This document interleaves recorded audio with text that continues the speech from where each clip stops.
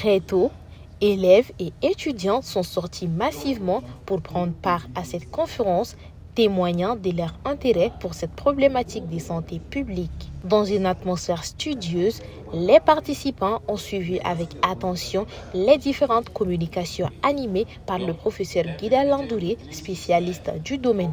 On est venu pour la conférence qui est en prélude à la sortie des premiers nationaux de l'école Kala-Diatta.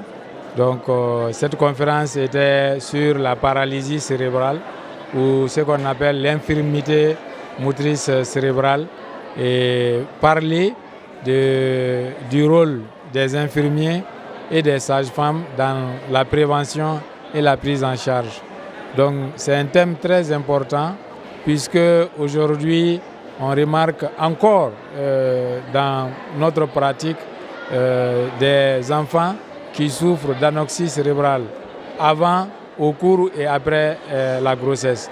J'ai été émerveillé par la qualité des échanges, le niveau surtout des étudiants. Je dirais que je n'ai pas été surpris parce que j'ai appris beaucoup de bonnes choses à travers cette école qui forme de très bons cadres.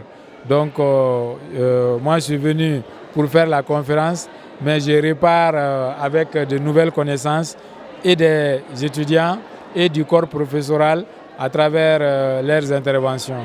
Au cœur des échanges, la place déterminante des infirmiers et des sages-femmes dans la chaîne de prévention et de prise en charge de l'infirmité motrice cérébrale.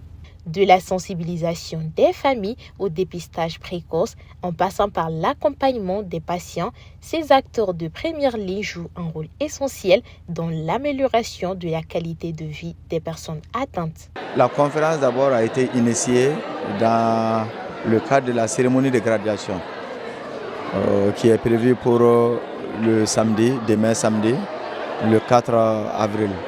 Donc dans ce cadre, on a voulu faire un exposé post-universitaire, l'infirmité motrice cérébrale, qui est aujourd'hui un des problèmes majeurs de santé publique.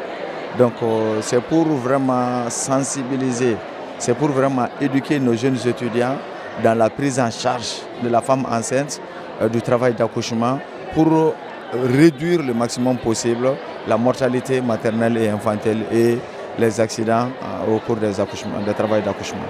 Cette conférence a également été une occasion d'échanges enrichissants entre étudiants et professionnels permettant de mieux cerner les réalités du terrain et les défis liés à la prise en charge de cette pathologie. Bon, je trouve que la conférence elle était vraiment très importante, vu l'importance d'ailleurs du thème qui est l'infirmité motrice cérébrale, qui est vraiment un cas à prévenir aujourd'hui.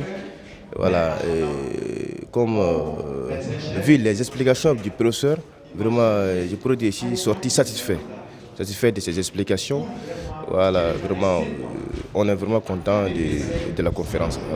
La cérémonie a été présidée par le président du conseil d'administration du groupe, le Dr Salimou Kanté, en présence de plusieurs invités de l'administration et du corps professoral, tous mobilisés pour accompagner cette initiative.